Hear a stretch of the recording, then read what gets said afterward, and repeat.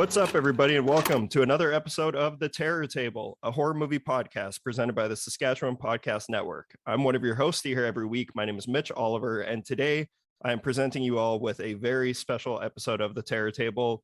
This is the official wrap / kickoff / promotional podcast for our very first short film, The DRUID'S HAND.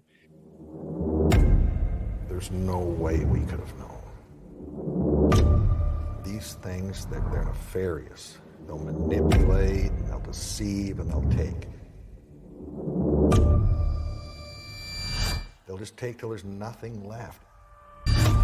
Tell him what you've done.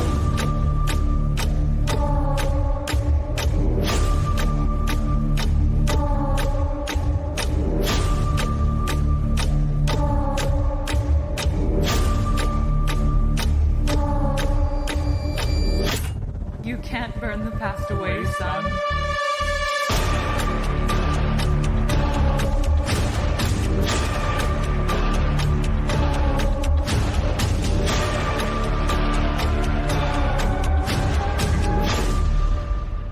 You've been hearing us talk about this for over almost a year now at this point. But today I just decided that as we approach the first ever screening of our short film, I'd like to give our audience and the Terror Table listeners alike a sneak peek behind the scenes. We are going to try and save the really juicy stuff for June 3rd at the Broadway Theatre, in which we will be showing the film and following it up with a Q&A that will be hosted by my friend Craig Silliphant, Craig the Movie Geek from the Feedback Society and Roll Call Radio. He'll be hosting it. The Q&A itself will feature myself, Mitch, Jesse Sawitsky, Tara Oliver, Mitch Clarke, Huw Evans, Gabrielle Buchholz, and their director of photography, Dylan Hershuk, our editor, Jason Hamill, and the film's composer, Scott Hamilton. So that's our core crew that has been with us on this journey since Jesse and I decided to do this thing, since we decided to launch the campaign.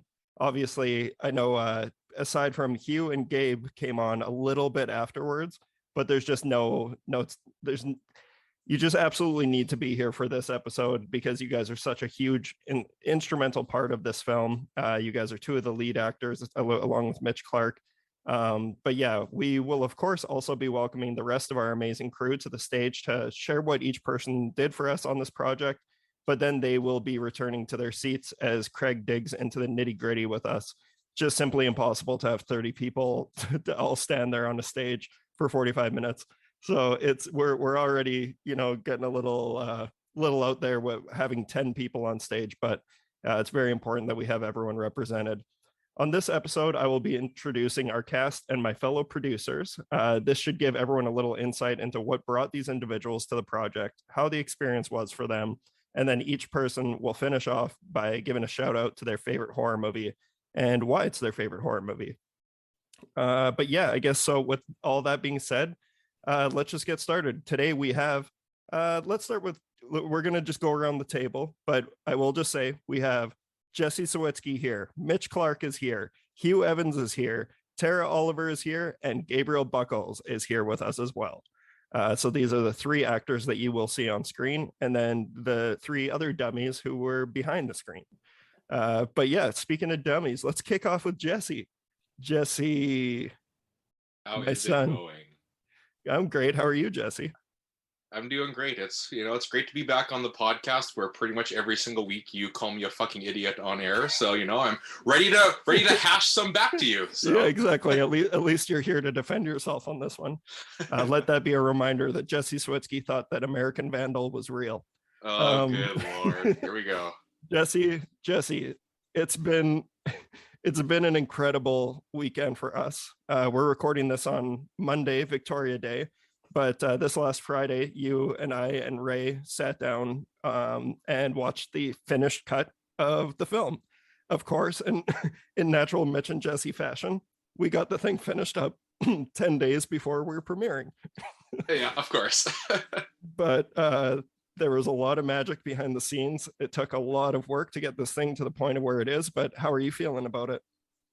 It's awesome. Yeah. We talked about it after we watched the final cut on Saturday night. It was, yeah, just pretty wild to finally be able to sit back and watch it for like kind of like the like it's sort of like the final time of like in terms of work in progress cuts, I suppose. Yep. But you know, over the last, you know, like 9 months, just seeing so many rough cuts and everything, and all the different stages of post production, it's kind of gotten a little bit dry already for parts of it. But Saturday gave me goosebumps all over again, and I mean, I can't wait for people to see it, and I can't wait for, especially for everybody here alone to see it. So that's the important thing to mention, is that, so aside from myself, Jesse, Tara, and Jason Hamill, our editor, nobody has seen this thing.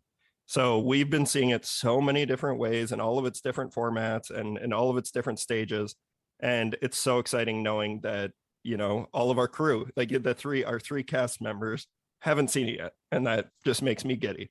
I cannot wait to watch everybody else watch it. Like, Yeah. I'm not even going to be looking at the screen on the 3rd. I'm going to be watching everybody else. Yeah, big time. No, it's extremely exciting. But yeah, we'll just keep on. We'll get Jesse. We'll go with Jesse first, because this all, and I apologize for the other members of this podcast right now, is that you're going to have to just listen to us talk some more, but we're going to give everyone their time. But Jesse, this all started with you and I, and so I was thinking you could take our listeners back to the beginning.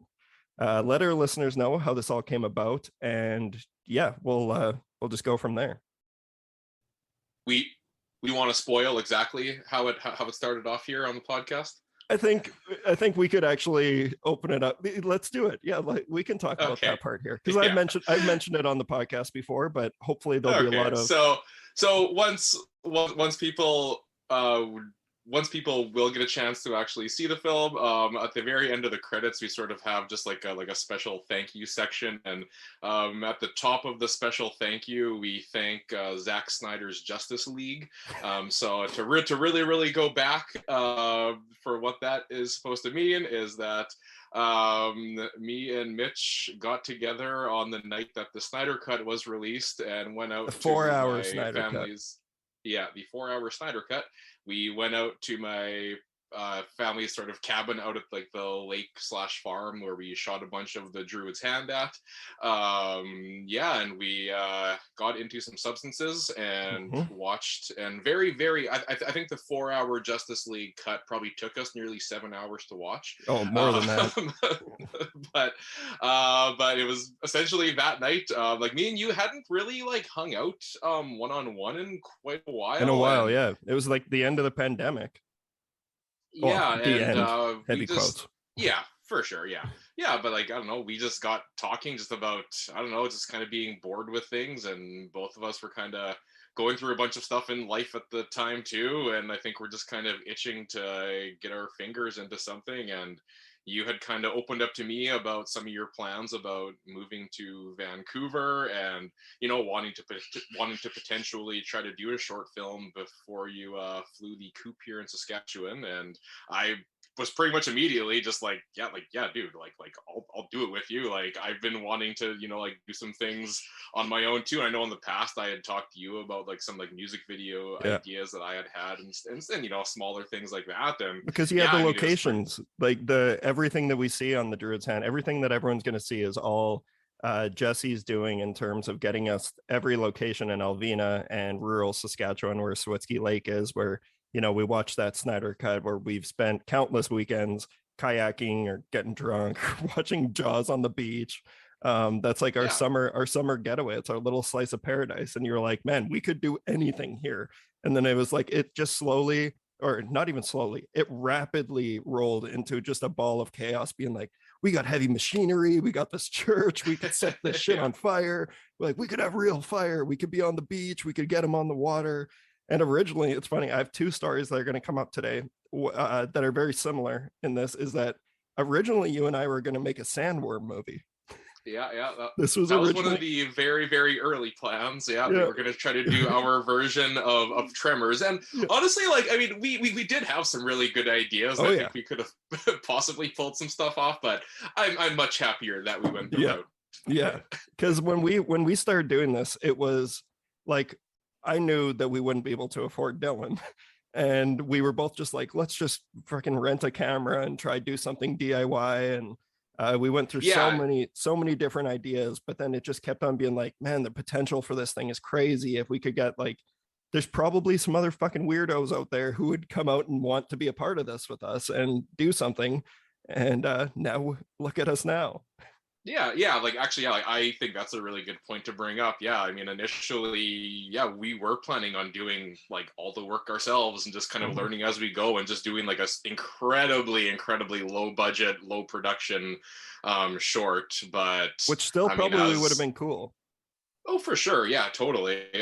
But yeah, it's just the fact that, you know, after we woke up that night after the Snyder cut and sobered up and still had it in our brains that we were going to try to do this, kind of speaks on its own, just because I know we've said it probably ad nauseum at this point, but you know, it's one of those things where, you know, you talk about these things when you're a couple beers deep and you kind of just forget about it and nothing ever happens with it. But yeah, we seriously started talking about it literally the very next day, and there probably wasn't a day after that where it wasn't the main focal point. Like yeah, for both exactly. of us, like we were working on this together every single day, nearly every minute. I'd be at work, you'd be at work, and we'd be messaging each other about like, well, we could do this or we could talk to this person. And like, it's important to say too that we will get there, because I know Mitch is going to be a couple people up from where we're leading off here. But Mitch was on this project even before you were, Jesse, because that's something that we had talked about that night.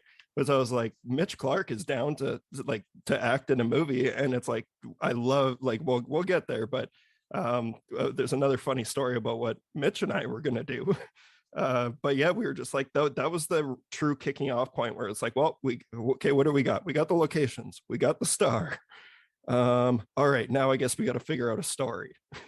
We went through a lot of stuff. We worked on this every single weekend. We hand built those sets together over the weekend. I can't count. And it was also during a heat wave that we ended up shooting during as well. Like we were building that grand finale set, you know, a mere 2 weeks before we were filming, and it still wasn't done up until like the night before.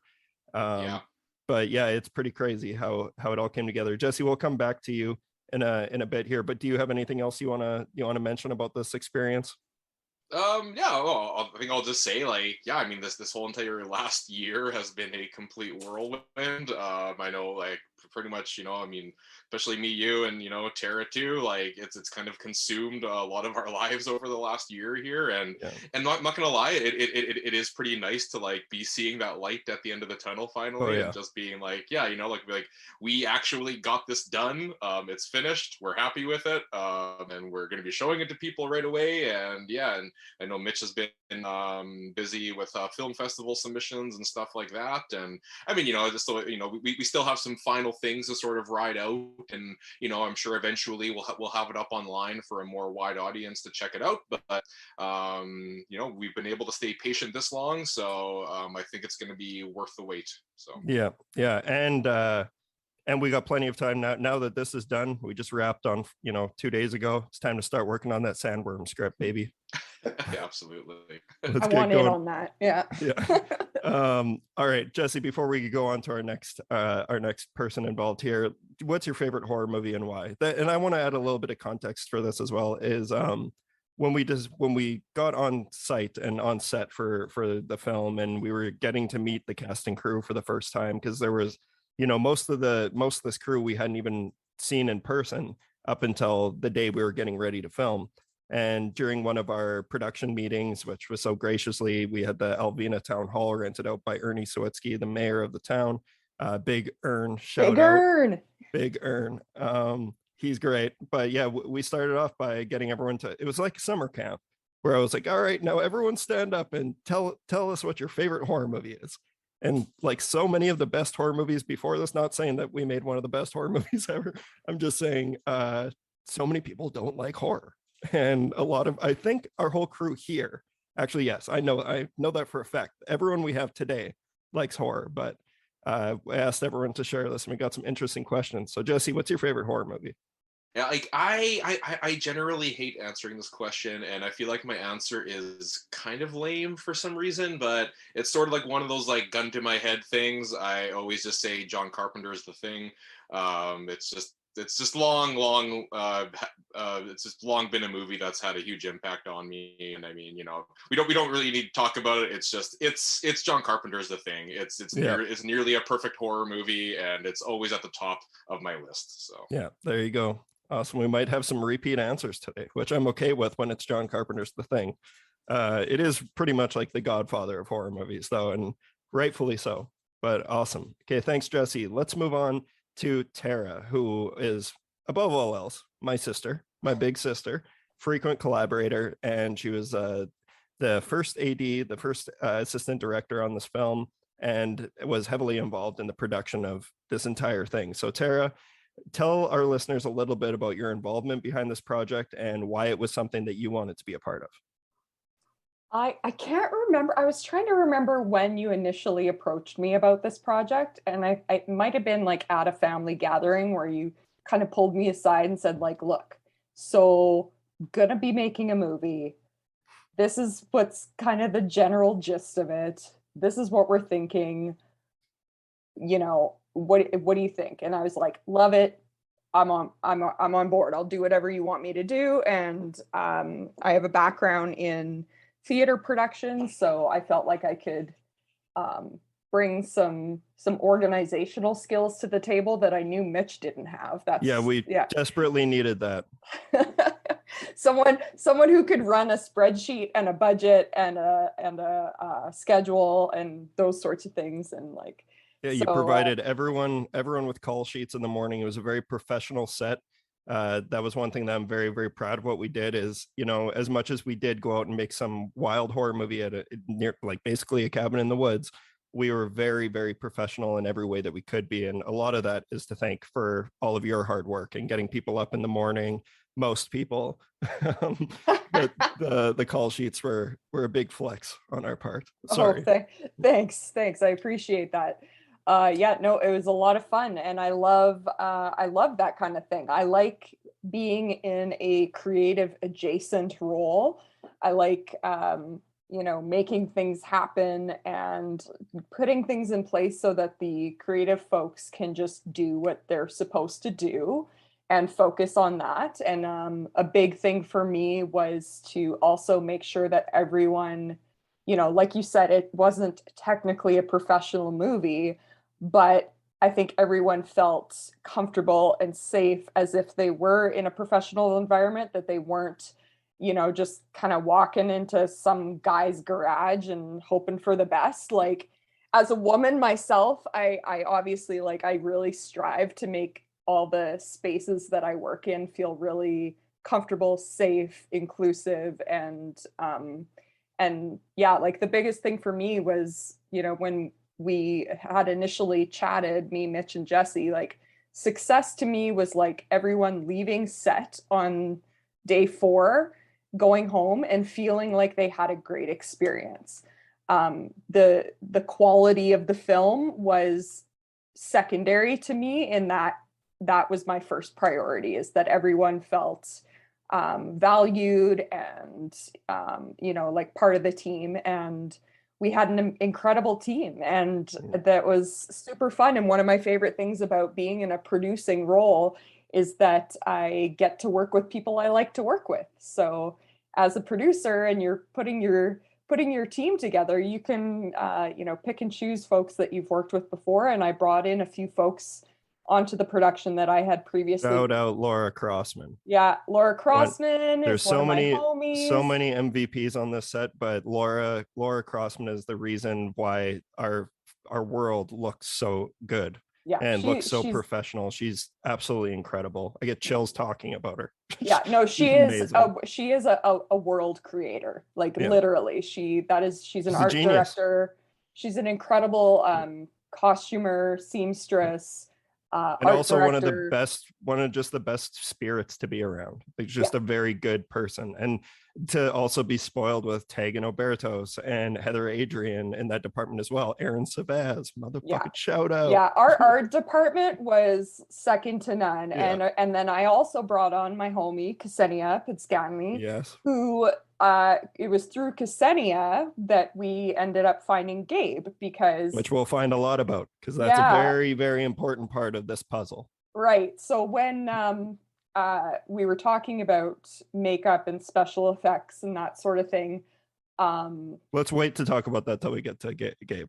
Okay, I was just gonna say how Gabe's name came up. Yeah, okay, that's fair. Yeah, because we all went for breakfast. Yeah, me, Mitch, Ksenia went for breakfast, and Mitch kind of, gave Ksenia the pitch of the, this is the film, this is the vibe, he showed her some reference photos that he had pulled together. And it was like light bulb moment. She's like, oh, I know exactly who should be this role. Exactly. And two requests, I guess, that I had made specifically for this role and this person, because I said, can we please find a dancer? Because we all felt that. Me, Jesse, and you all were like, we need a dancer, we need someone flexible, we need someone who's like a gymnast, who's someone who understands movement and can take direction when it comes to movement and that sort of thing. And the other thing, as the like budget person that I am, I'm like, it would be awesome if we could find the smallest possible human, because then we're gonna cover her. Exactly, because then we won't have to use as much product. Yeah. And that can get really expensive. So yeah, if this person could be pint sized, that would be absolutely incredible. We absolutely hit the gold mine. And that's when Ksenia was like, oh, you know who we should talk to is my friend Gabe. Because originally there was a moment where we're like, fuck, because like, to be perfectly transparent, it's something that I'm sure is going to come up at the premiere.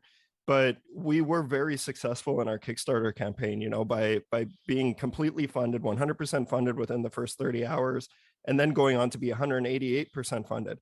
But this is our first project, and we had a lot of learning curves. And one of those things being how we were offering so many pieces of merchandise, so many different perks, and we ended up, kind of eating shit with the amount of money that we had to use on getting all those perks out. And we ended up with not as much money as people think. And it was like, we got like nothing to work with here, but that also bred the chance for us to get extra creative. And we're just very lucky that there were a lot of people involved on this that did it out of the pure goodness of their heart and like contributing with their time and their skills. And we wouldn't have been able to do it without those people who are willing to, not walk away with a big paycheck, which is something, obviously we wish we could do, but I think we all learned a lot that weekend.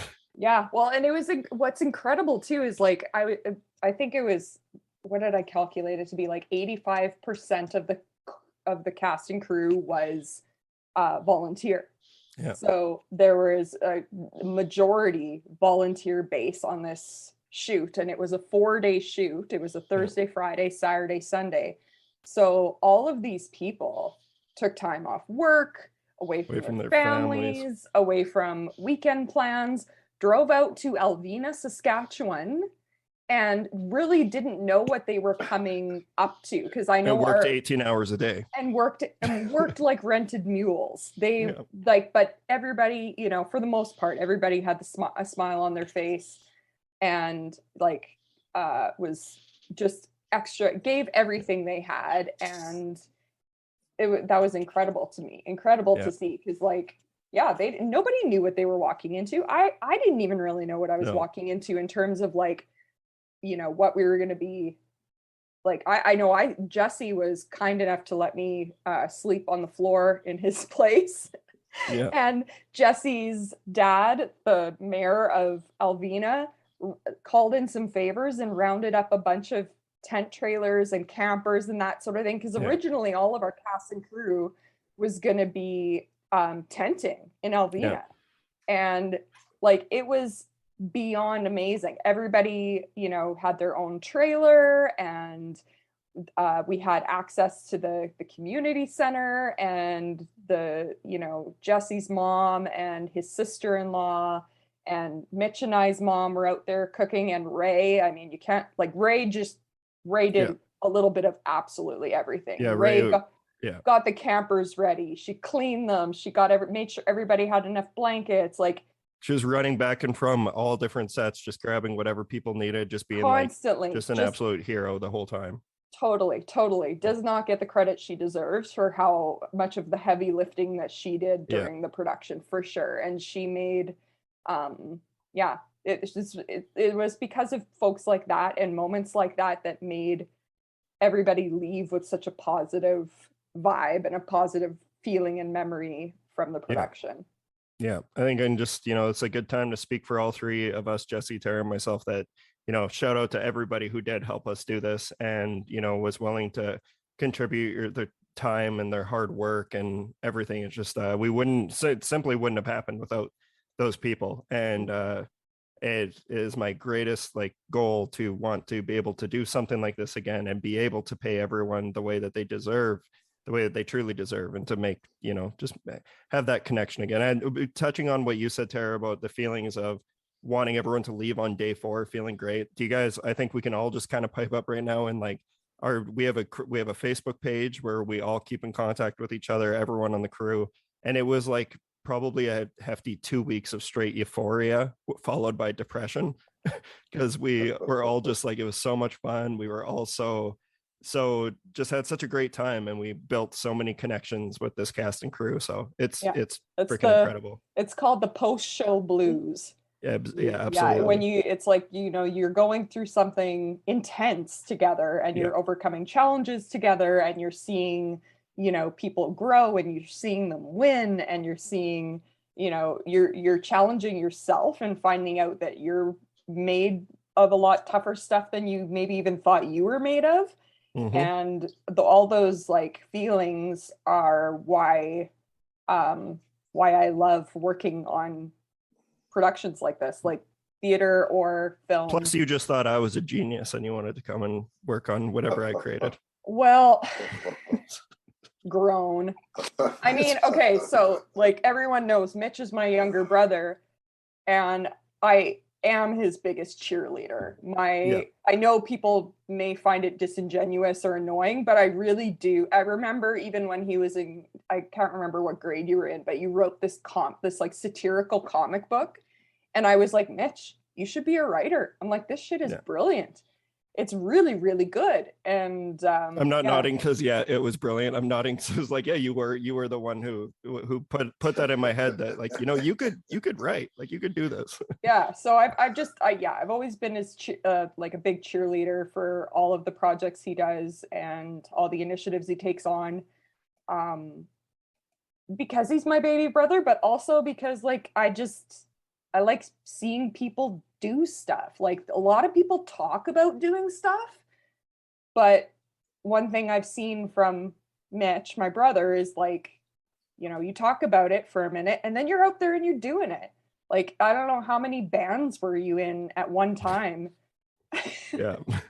And they weren't all great, but I went to all the shows because I'm it's we wouldn't have merch, and Tara and Ashley would make their own merch for my bands. I did. There was a lot of painting on t-shirts and such, but that's you got to support people's dreams. Gracie, not right now. No, not right now. Thanks, Tara. And she listens really well. Yeah. So awesome. Thanks, that's Tara. My 2 cents. Yeah. Okay. Well, before we go on to our next talker, which is going to be, just heads up, Mitch. Tara, what's your favorite horror movie and why? Favorite horror movie is probably Rosemary's Baby, and it's because you love Roman Polanski. I know, that's why I texted you before this podcast, and I'm like, can I still have that as my favorite? Oh. Hugh's shaking his head. Yeah, you got to separate. I feel like I can separate the art from the artist in most circumstances, and I mean, Mia Farrow was amazing. Yeah. She was a big inspiration to me on why I cut off all my hair. It's Vidal Sassoon. Yeah, she's amazing, and I love the anything with kind of paranoia and religious undertones, which boom, baby. Exactly. No, Rosemary's Baby was clearly a pretty big inspiration, and I honestly didn't even really notice that until we were done filming it. I was like, oh boy, like I've always considered that to be one of my favorite movies as well, specifically horror, but just overall, it's just a perfect film.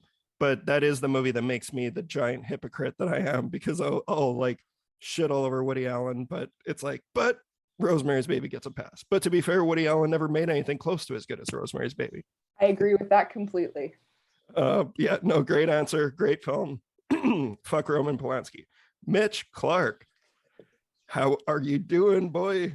I'm doing good, just busy as per usual. I think I don't know how to slow down, but I'm really looking forward to next week and opportunity ahead of us. And I think it's gonna be a really awesome time.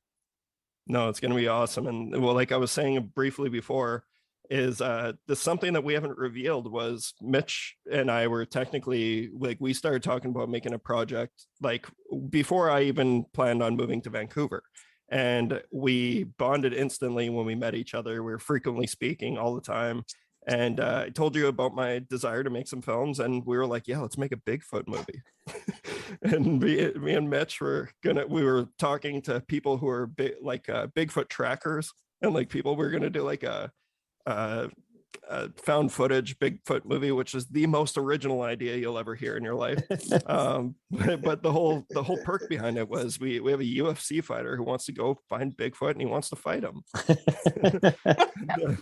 So once again, it's another idea that we'll put in the thought bucket for a little bit here. We might revisit that sometime. I think I liked our poster that had you, me, and Boozy, but we just stole the cover of Wild America and just had our faces on top of it. It was truly Photoshop genius, I think. Yep. Yeah, I did that while I was pulling toilets. Back when I was a plumber, I was like, this is a great idea. Yeah, awesome. So Mitch, I guess I sort of revealed what brought you to this project, but what was it about this project that made you want to be a part of it? And looking back on it now that it's done, how does it feel? Well, part of it was just like selfishly, I just wanted to be a part of something that seemed so, like with someone so passionate behind the helm. I think that was a big part of it. You and Jesse just were so passionate about this. Selfishly, I wanted to be a part of it because I like acting. I acted at university. I did dinner shows and those type of things. But and obviously, pro wrestling is the greatest form of acting. But that was part of it, and combined with when I want to see others succeed, and it's I can't remember the name of the movie, but why do kids like pro athletes? Is because they follow their dreams. And you know what? I think it's too often that we really poo-poo on people trying to follow what they want to do because it's not the traditional norm, and I can speak for myself. I didn't follow that normal pathway. Yeah, I went to university and then I fist fought people for a living, for 10 years. It's I think it's super cool that you had a steady career and instead you wanted to do something that you were really passionate about and you found a way to make it work.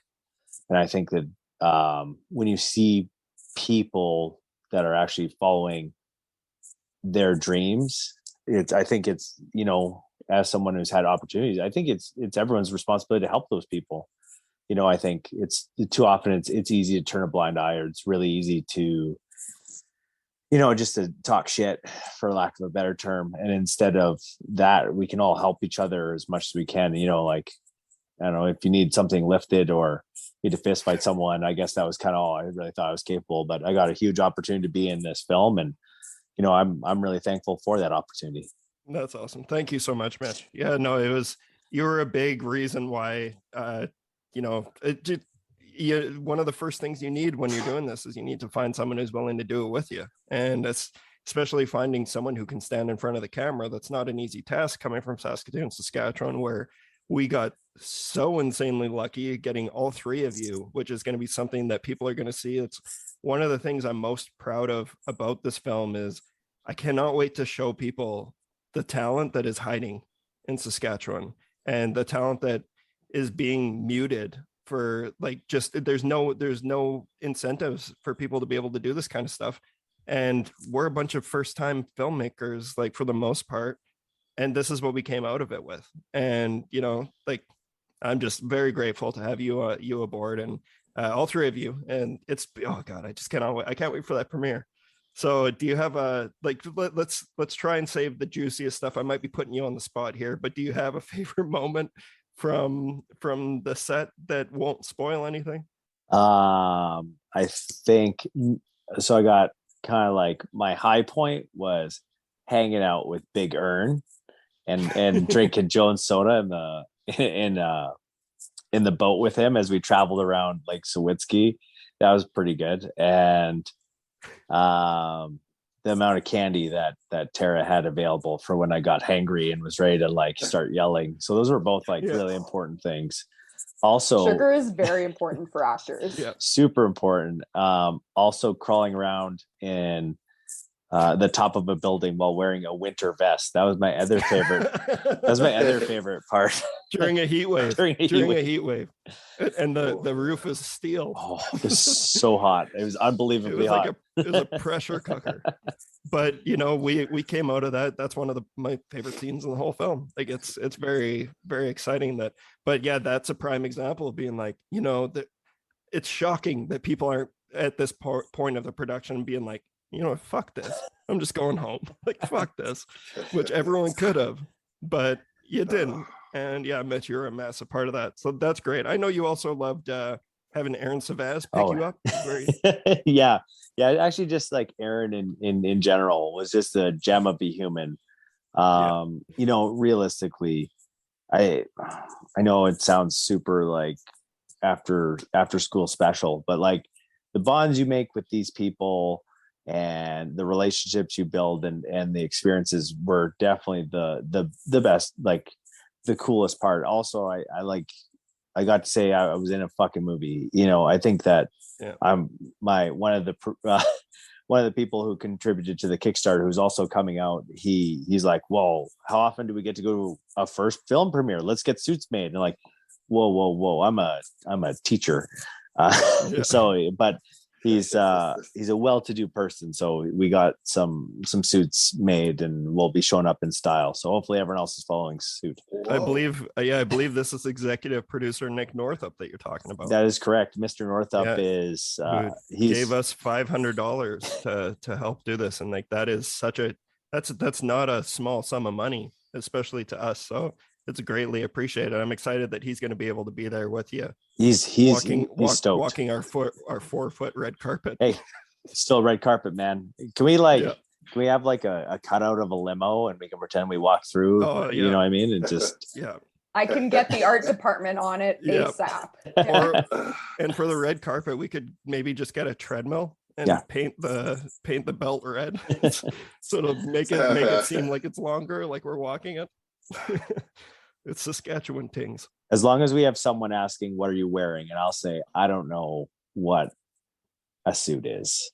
Yeah. This is your time, Mitch, to stress the importance to Jesse, because Jesse was the first one to turn his nose up when I said that I want to encourage people to dress up nice for this. Hey, maybe he's going to just wear like Sean John sweats instead of Costco brand. Yeah. No, he's going to wear one of those tuxedo t-shirts. Only saving the best for this. That would be perfect. Cool. Well, thanks so much, Mitch. What's your favorite horror movie? I know this, but let's talk about it again. I'd say John Carpenter's a thing, but just because it's already been spoken for, I'm gonna say Ridley Scott's Alien. It's a slow burn. I watched it on 4K for the first time like a couple months ago, and it was just like rewatching one of my favorite films over again, like starting over. And like, because like no one even gets, nothing bad really happens, like no one dies for an hour in, Oh, okay. So I was And about to say, what? bad things happen like one right after, but you know what I mean? Like no one dies for about an hour in, and it uses just all the late motifs that would make Alfred Hitchcock so happy. All the different camera shots, all these are important things that really make it so good at what it is. And I think it's a perfect film. And for people that don't think it's horror, you can shut up because you're dumb. So yeah. Awesome. Yeah, it's cool because I know I know Mitch and I have, out of our top fours, we share three out of four. So absolute no-brainer to be making movies with this guy. Awesome. Thanks so much, Mitch. Oh, Huw, our big lovable druid who just loves killing women. I can't believe I missed a chance to play a sandworm now. There's still time, Huw. Yeah, I'm a big Tremors fan, and I love those old 50s desert horror movies like them. Oh man, I just watched them again. Oh, we used to watch that every month. Yeah, I think. Great I movie. Still love it. Yeah, no, that's amazing. Well, yeah, Huw, you were much like Aaron, one of the true heartbeats of this film set. You kept everyone laughing. You had the hardest job. Well, I think everyone's job was really hard because we made it impossible for all three of you people. But he was our true monster in a lot of senses of words in this film. And no kidding. And yeah, so like you had to enact some things that I couldn't be happier with your performance and how it all turned out, and I'm so excited for you to see it.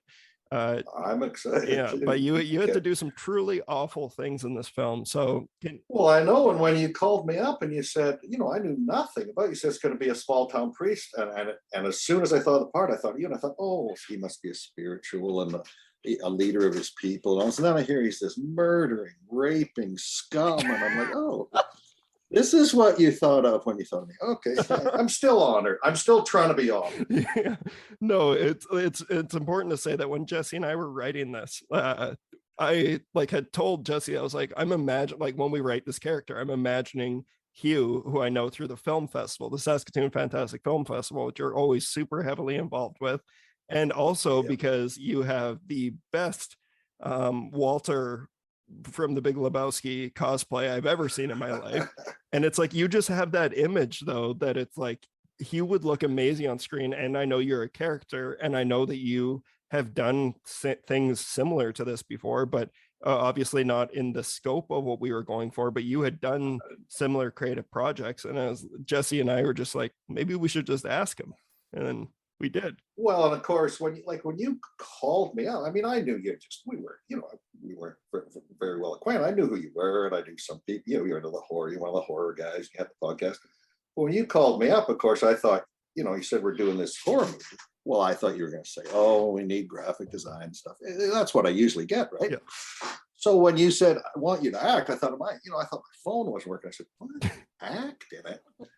And then I heard it's serious.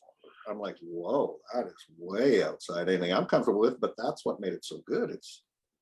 It's important to mix things up as you get older and as you're young, I think too, like try something different. So I was just absolutely thrilled to try to be the biggest the scumbag my wife always said I was. Let's see. There it is. The amount of my wife jokes. Oh, poor Brenda. Oh, poor Brenda. She's starting to think her first name is poor, long-suffering, or saint. She's not. Anyway, but I couldn't have been more thrilled with the whole experience. I mean, echoing a lot of what Mitch Clarke said, I'm the guy that's always telling people, like, follow your dreams. Doesn't matter how crazy it is. So when I hear someone doing that, I feel like, I have to. Like, I didn't feel you could tell me that your dream hinged on me, and I could just say, no, I'm not doing that. Let me crush your dream. So I was glad it sort of made me step out of my comfort zone and do it. It was just a fantastic experience. That's awesome. Yeah, no, you were such a crucial part in making this turn out the way that it was, the way that it did. And I know, like, people are with it. We're not going to spoil any story plots or anything, but a lot of this film, the narrative hinges on disdain between the characters of Mitch and Huw, and with their respective characters played. And it was important to know that you'd be able to get under Mitch's skin. And I just knew you were capable of it, baby. Oh, I can annoy. No, I but- can annoy. You killed it at that. No, you. Well, I spent so much time staring into Mitch's eyes, like more than I've stared at my wife. I thought we were filming Breakback Mountain sequel for a while. After 4 days, I was kind of okay with it, but I mean, Mitch was always there, and he was always just ready to go, and I need that, like, you know, and I really appreciate, like, but we spent a lot of time staring Oh at my each god, other. that totally right? just reminded me. This is gonna be a little juicy part that I guarantee hopefully it'll come up again at the premiere, but in case it doesn't, I need to share this. So I got to see all the dailies going through this and seeing the things that didn't make it into the movie, and like little conversations while we're waiting Oh, right. for like to call action, because you know Dylan would roll the camera, get our handles or whatever we could, and there was even one time that I caught Mitch Clarke and I sent him a video of it, and it's Mitch just murmuring. He's like, I'm the director. He's making fun of me, and I was like, motherfucker, I caught you. But Okay, but he never called you a pylon. That was on my bucket list. UFC fighter is going to call me a that pylon. was a highlight for a lot of people. I can never see a pylon now without. Yeah, thinking we will about it. share that story as well. But no, I need to make sure I mention this, that there was one, it was you know, a moment that's very iconic in my opinion to the trailer, and it's, you know, Mitch and Huw are squared up, they're faced up, very, very symmetrical with the pulpit of the church. And you guys have to look at each other, and you're just sitting there and you're breathing and you're just like staring at each other. And Mitch says, and this was before we started, even before I called action, Mitch was like, don't look me in the eyes. and he was like, it starts laughing and looks down, and then he looks back up. He's like, oh, he's serious. But it's those little things that get the performance out of you. Like, you guys really fed off of each other in the best ways. And I don't. Is there going to be a blooper reel? We'll work on one, but it's going to be a while until I ask Jason Hamill for any more favors. Oh, of course. That dude has worked on this thing, you know, more than Jesse and I and Tara involved combined at this point. Believe it. Yeah, but absolute wisdom. Jason. One thing I just want to say before we move on to Gabe here yet, you know, especially because Huw, you know, you were just saying how, you know, like you did some acting in your own film that you sort of like produced, Well, Instruments of Evil. No, but like the only reason I acted in that is like, who else could I ask to grow their beard and hair for 3 years? It doesn't come up to that. You were a time traveling lizard. Excellent point. No, but like, I just want to point out that, I mean, I know I heard it from most people on set. Like most people on set truly believe that like you were like a local actor who had like been doing this for a long time. And I think most people, including myself, were very shocked to hear that this was your first time trying to do more of a serious role, and you absolutely killed it too. Like, yeah. Well, I like hearing that. I think I was relaxed because I don't have a lot of ego in the game. Like, it's not like my drawing or my writing, because I never said I was a great actor. So you just can kind of go out and do it in a relaxed way without, and maybe it works better that way. Or Brenda's theory again is that I've been feigning normal human emotions for so long that it's comes easy to me. But anyway, we'll move on. Oh, thank you so much, Huw. Do you have any specific thing that you want to mention about the set, or any things that you can remember? God, the food, I'll tell you. Oh my God, I gained 5 pounds in 4 days. The ladies at the Alvina Hall. Oh my God. Yeah. No, it was just terrific. And we met, like you say, I'm not going to compare it to being at wartime, but it's that kind of thing where you're with these people in this intensive situation where you're all working toward the same thing. And it came at a sort of an interesting historical time. We're just coming out of that pandemic. We hadn't been in groups without masks and stuff, and people didn't know. And it was just, I'm not the kind of guy you're going to hear me say it was a magical time. We were living a dream, unless I'm being sarcastic usually. But in this one case, it was a magical time, and people were living their dreams. And it was terrific. Yeah. No, it was, it's just amazing. Just a great time. Awesome. Well, thank you so much, Huw. I can't wait for people to hear more on June 3rd at the Broadway Theatre at 7:45. Make sure you grab your tickets. I'm going to be plugging that really, really hard at the end of this. But what's Hugh's favorite horror movie? Yeah, well, that's what I was saying. We're getting there. We're going to Hugh's favorite horror movie. I've got 27. Okay. Well, I'm going to go with, it's kind of predictable, but it changed horror so much. Like, I'm old enough to remember horror movies before the Texas Chainsaw Massacre and after the Texas Chainsaw Massacre, and like it did change horror almost the original, of course, 74. Yeah, 74. Like it was just one of those low budget films where instead of usually everything goes wrong, everything went right. And even the things that should be detriments seemed to make it work better. And like people went to that movie and they left saying, oh my God, we saw people cut up and we saw people eating it. They didn't see any of that. Yeah. It somehow just created such a sick ambience. Yeah. That their minds made them think they see, and that's true movie magic, kind of sick movie magic, but I dug it. Yeah, no, that's I know when Jesse and I, like we said, bottom line, this movie, we wanted it to be the biggest inspiration was the Texas Chainsaw Massacre, 1974. And I can see that. Yeah, we wanted the Texas Chainsaw Massacre through the lens of Blue Ruin, which is, a thriller. Oh, and that's a good and I think that we, people will be able to make up their own minds, but I'm proud to say that I feel like we succeeded in capturing the vision that we wanted to get. So no, thanks so much, Huw. Absolutely tremendous work from your part, and we couldn't have done this without you. The film would not be what it is without you. Well, thank you. It was great to be on a set where I only had one thing to worry about for a change. It was fantastic. Was that memorizing the prayer? Well, that's in general, just acting, because usually I'm doing all the stuff Tara's doing. And you can't say enough about Tara, because if somebody doesn't do that, schedule, forms, not the fun stuff, but if somebody doesn't do that, the creative stuff doesn't. She has to be the worst person on the set, who's the reason that everything is moving forward. Like I think we can, once again, things that are going to come up at the screening, but I truly think that we would still be on that first night of filming if it wasn't for Tara. We'd still be trying to capture. You gotta have somebody doing that, and I just appreciate so much not. And I remember the first time I had to experience being told we got to move on. I'm like, you're so close to me booting your ass out of here. And it's like, God damn it, no, she's right. And then, but it just helped the entire production moving forward from that.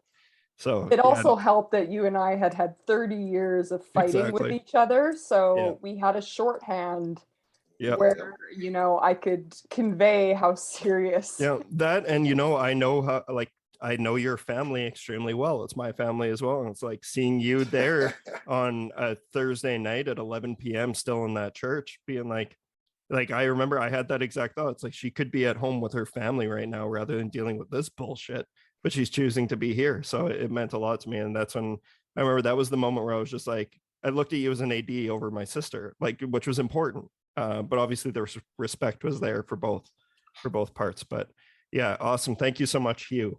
Now we are on to our last little bit of the episode here, where this one I was hesitant to include before we got to the premiere, because we really, really felt like we knocked it out of the park. And by we, I mean Ksenia and Gabe knocked it out of the park, creating the true terror in the film that we created, and wanted to keep it up to not reveal a lot, but we have posted the trailer about over a month ago, and you get to see Rose, our little friggin' creepy ass monster, which is played by Gabe Buchholz. Hey Gabe, thanks so much for being here, and thank you obviously for every single thing that you did in this film. But let's hear about it. How did we briefly touched on what brought you to the project, but let's hear it from your words and let's go from there. Yeah, absolutely. I'm so sorry if I cut out at any point. We're out here in the boonies in BC, so Wi-Fi I'm a little glitchy, but I'll try and hang on here. So it was actually the day I went to go adopt my black cat, of course. Shout out Edward. Hey, yes, Edward. And Ksenia texted me and she said, "Can I call you?" And we hadn't actually spoken, we were fine, but we hadn't spoken in a few months. And I thought, okay, sure. And so she called me, and I'm trying to rush to the SPCA. And she said, "I have this thing to throw out at you. Do you want to be in a horror film?" And I was like, what? And so she told me what it was. And she said, "And if you don't mind, I can give this guy, Mitch, your number and he'll text you." And I said, "Okay, sure. That sounds fine. I'm rushing out the door because I have to go make my appointment." And then sure enough, this stranger texts me, and I actually found the text the other day, and he said, "This is probably going to be the strangest text message you've ever received. Here's everything that we're asking of you. Would you be interested?" And I thought, okay, yeah, this sounds like a lot of fun. But again, I was kind of one of the people coming in blind because I've been friends with Ksenia for a few years, but everybody else on set I've never met before. Yeah. But it was so much fun. It honestly was a life-changing experience. It was great. And that's coming from you, the person who had to have had the hardest job on this entire crew, being covered head to toe for nearly a full day, and have contacts in that you couldn't see anything, and you were, you know, once again during a heat wave, and you're so heavily covered in black. Like, I can only imagine how you're feeling. Head to toe. Yeah. But you truly, you brought it in ways that we, like, you know, some of the best things about making movies too, in my opinion, and I know I've only done this once now, but is seeing the script and then seeing how it transforms when you're really making it, when you're there on the day making it. And there's certain things that we had written in where, you know, Huw was kind of talking about this with the Texas Chainsaw Massacre. Like, we ended up there ended up being movements from Gabe that were so much wilder than anything Jesse and I could have imagined or could have written down. It was better than what we had pictured. So it's just like he delivered at all turns. And I think Jesse and I especially can say that it was being able to show everyone just a little bit of dailies. The second day of filming, at the very beginning, we were at our production meeting and Dylan offloaded some footage of Gabe from what we shot the day before. And that first day, I still think out of all the days was the hardest. I think most people would agree. Definitely Gabe would. But it was being able to show the crew what we were doing. It ignited a spark in everybody. It's like, holy shit, we are not friggin' around here. Like, we're making something wild. And that really put a lot of faith. Like, you know, your performance it gave the rest of the crew faith in, you know, myself as the director, and like us as a whole, like Jesse and everyone just started, like, it was like that morning was where everyone just started working like a machine. Like, it sounds, you know, super lame to say, but if we really did, we had like a machine like bond. And I will just reiterate the fact that, like, yeah, Gabe had the toughest first day, did not stop, and you went above and beyond for the remaining shooting days there too. I mean, Gabe, you stepped in and did things that we thought we were either going to have Tara or Ray. I think he was stepping in and doing some stuff, and Gabe was just like, nope, like, I'm here, I'm going to do it. And like, every single time you got in that role or stepped in to do whatever it was, you were incredible. And like, yeah, I mean, no offense to you, Huw, but you know, I do think I have to say that Gabe was, you know, like, was really stole the show here in a lot of ways, and especially put up just especially put up with so much stuff. And in due time, we have some really great behind the scenes photos of that first night with Gabe in full makeup and wearing the contact lenses, where she was like 95% blind. And yeah, that was just such a memorable night. And yeah, so again, Gabe, thank you so much again, because I mean, this whole thing wouldn't have happened without everybody who was involved, but really just can't even imagine what we would have done without you there. So, and you also met up with us for a couple of production meetings before we shot, and you were showing up and just really just being like, hey, I just want to do whatever I can do here to make this the best. And you had put forth so much commitment and just passion and energy into it from the very, very beginning. And yeah, we'll absolutely never forget that. So there's my favorite scene in the entire movie doesn't even involve Gabe being covered in makeup, but Gabe's a very, very, very crucial part to the film. And it's like, so when Jesse says that you went above and beyond, you really did, because you were, even when you weren't covered in makeup, you were doing so many things to elevate our film. And there's just some true performances that people are going to see. And I think everyone's going to be just as shocked as we were, that it's like, we didn't know you at all, and you came in and you did every single thing. You were one of the things that like made my job easier and harder, because you were so willing to do everything, because you just wanted to please us. You wanted to do what we wanted. You wanted to achieve our vision. and at the same time, as a director and the director that I strive to want to be like, you have to put people's, you know, feelings and emotions first, and know that that's a human being under there, and that's a human who needs to enact all of your crazy, weird fantasies that you'd write up at Jesse's house when we're smoking weed and watching horror movies. And Gabe was just like, every single moment, it's like, no, we can shut it down now. Like, we got plenty. Like, let's move on. No, let's do it again. And it was like, oh my God, like, I'm either your commitment to getting the shot was it was really humbling. Yeah. It was humbling to watch, because like Mitch and Jesse both knew, you know, that we had chats prior to production even beginning, that if there were any parts that you were uncomfortable doing or that sort of thing, that I would step in and you know, do certain things, because I mean, it's my brother and I'm not going to sue him, you know what I mean? So like, whatever, we'll give it a go.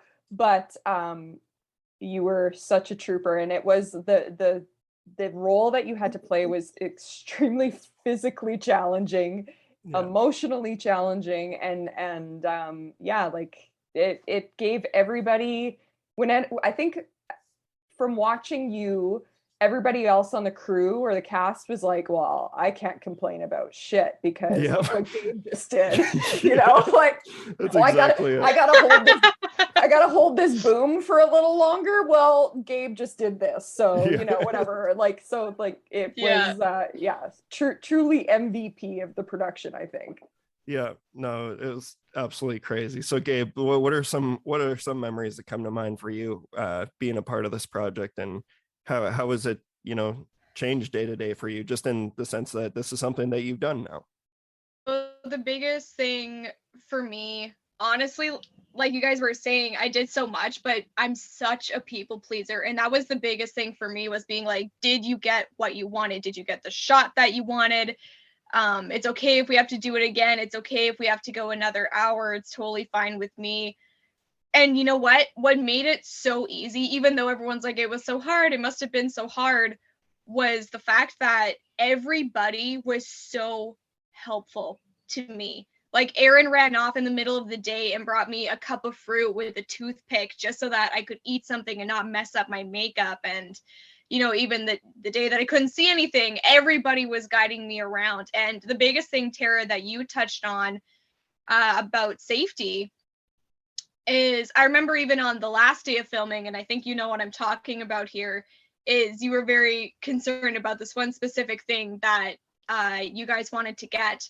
And I was like, you know what? No, it's okay. But the fact that everyone cared so much about how each other was doing and everybody's safety and, you know, mental well-being, because it was a tough couple days. I remember sending Mitch, sending you a couple of photos some of the aftermath.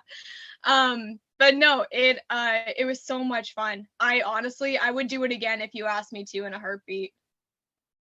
That's amazing. Yeah, absolutely. And you know, if we're ever able to do something expanding the world of the Druid's Hand, obviously you're one of the very first people that's going to be getting a phone call. But how was that shower after the first day? So that was over an hour of showering, and even then all of the black was not out, and under my nails, because I had my gels on at the time, I don't think the black under my nails came off for, I think it was about 2 months. So yeah. Yeah, you were really put through the ringer on that one. But yeah, like Tara said, and like Jesse said, just, you know, everyone, it was the whole production, there's so many just different people that made it so enjoyable and so easy to want to push forward and to try and get the best thing that we could get. And you're one of the leaders in that. It's, you know, like Tara said, people saw what you were doing, and it's just like, it made everyone else step their game up. Yeah, because it's just like, we see what this little monster is doing, and being like that. Like, that's one of my favorite things about it too, is that when people saw the trailer, even, they were like, that's really fucking terrifying. I'm like, good, yeah. But it's so funny because it's like, if you know Gabe, she's the sweetest person just the sweetest heart. That's the thing, is I can't wait for people just to come see the show and then take a look at me and go, hold on, something here isn't quite right. Even I remember when we did the trailer reveal with the crew, and I showed my roommate, he was there with us, and he's like, that's her. that was her. It's just like, yep, we're gonna get a lot of reactions like that, I believe. Yeah, no, that was just amazing. But once again, thank you so much, Gabe, for everything you've done. This is just the beginning of the celebration. We got so many more things. We're gonna have a really fun night, at Broadway Theatre. We'll do our Q&A. We'll watch the film with people. If people like it enough, we'll watch it twice. And then we'll go over to the Black Cat Tavern and it's gonna be so much fun. Well, Gabe, before we do our final wrap up, close up, do you have a favorite horror movie? It's so cliche, but it's the only one that I can really think of off the top of my head. Is I'm gonna say The Conjuring, but simply the first one, because second one was pretty good. Third one did not hit it for me, unfortunately, and maybe there's gonna be people out there that's gonna disagree with me, but definitely the first one. Yeah. And nobody on this podcast anyway. That's what also, made me very happy, because as much as I know because I feel the same way, I feel like I need to defend this when I say, but The Conjuring is one of my favorite horror movies, because it is one of mine as well. And it's because, it's a recent one. So a lot of people like to poo-poo on recent things, but that movie in particular has a couple moments that heavily, heavily, heavily inspired what we did here. So hearing that was your favorite horror movie, I was like, oh boy, well, I hope people pick up on, like, we weren't ripping it off. We were paying homage to The Conjuring, which is one of the best mainstream horror movies of the last decade, easy. So yeah, no, I love that answer. That's a great answer. Okay, good. Whew. I was sweating about it earlier. I was like, oh god, because I've listened to all the other episodes of Terror Table. I'm like, oh no, are you picking one that they actually like? I can't remember. Oh, you've listened? I'm so sorry. Of course I do. Yes. Oh, I always forget that people, like, there might be people who listen. Like, yeah, I don't know. Well, thank you, Gabe. I appreciate it. And if you still like me after listening to all those episodes, then I'm probably good, because I feel like I can be a real hateable piece of shit. No, you're just fine. It's always a good time. Awesome. Cool. Well, yeah, I think we can just simply wrap it up here. This has been amazing. Thank you all so much for being a part of this and for being a part of this episode. This is it seems like the end, but it's just the beginning. Like Jesse had mentioned, we're currently entered in 13 different film festivals around the world. We're waiting on responses from them. Certainly don't expect to get into every single one, but boy, do we really hope that we can show this to as many places and as many people, to show them what, some people from the prairies were able to come up with over the summer after a pandemic. And very, very proud of everyone involved. So yeah, that was great. If you haven't had a chance yet and you want to see the film and you're in Saskatchewan, we have a low ticket warning for the premiere. The theater is basically around 90% sold out. So if you want to be there and you want to see it, you need to go and grab a ticket. If you helped us out on our Kickstarter, like, seriously, thank you so much. But make sure you go onto your Kickstarter profile and make sure that you did, in fact, get one of the purchases that included a ticket to the premiere. Because the last thing that we want is to turn people away who want to see this, because it's just mind-blowing to begin with that my family wants to see this, let alone complete strangers. So it's like, we don't want to be turning people away. We want everyone to be able to see it, but please make sure you have your tickets. And if you don't, BroadwayTheatre.com, go to films and you'll be able to roll down and you'll see the Druid's Hand. But it is a part of the Dark Bridges Horror Film Festival, which we talked about recently on this very podcast. If you have a full festival pass, a wristband, not a badge, because that festival pass will get you into the Druid's Hand. So if you have purchased the full festival pass, you're in. But yeah, with all that being said, anyone have anything else they want to add before we close up shop here? I just want to say thanks to all you guys. It's nothing complicated. It was a great time. Awesome. Can't wait to see you and give you a big old bear hug. Yeah. And hopefully we won't, break your leg again, which is something there's so many more stories that are going to be spoken about at this premiere. And yeah, Huw was really put, now I kind of feel bad saying that, like, because Huw hurt himself pretty bad. Yeah, but You it had could have bad been so injury. much worse. I keep thinking, what if that happened? Mind you, my shoes weren't disintegrating the first day, but what if that happened the first day? I would have just had to say, sorry, I'm gonna go back. Yeah. No. So for bad luck, it was kind of good. Yeah, thank you for waiting. Thank you for waiting until your last shot to get hurt, Huw. It was like almost the last scene, so it was okay. As long like I know I've done this before. Getting the shot is all that matters.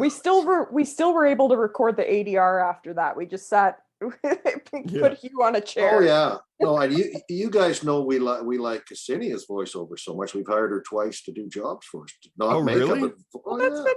God, that's awesome. Super Yeah, cool. you'll be able to hear Ksenia in the film as well, our makeup artist, which is one of the most chilling parts of the movie. So awesome. Thank you guys so much. I just really quick, I just want to say once again, thank you to everybody here who was involved and part of it. I honestly feel like all of us, were able to make hopefully lifelong friends from this. Like you mentioned earlier, we all keep on tabs pretty closely with each other in our Facebook group that we've had going since shooting. And yeah, I am so excited to be able to see everybody again in person and watch this thing with you all on June 3rd. And it's just going to be a wild night. And yeah, and once again, for anybody who's listening, if you haven't snatched up tickets yet, do it now, because that's also, it's hard to even really wrap my head around. I'm sure I speak for Mitch and everybody else too, the fact that it is, very likely that this will be a sold out screening at the Broadway Theatre. It's hard to even comprehend that. So I don't think Smash Mouth even sold it out. Wild. Well, yes, thank you all so much for listening, and we will see you next time on the Terror Table, but hopefully we will see you on June 3rd at the Broadway Theatre. Have a great night, day, morning, everyone. 250 episodes. I still don't know how to close. Bye.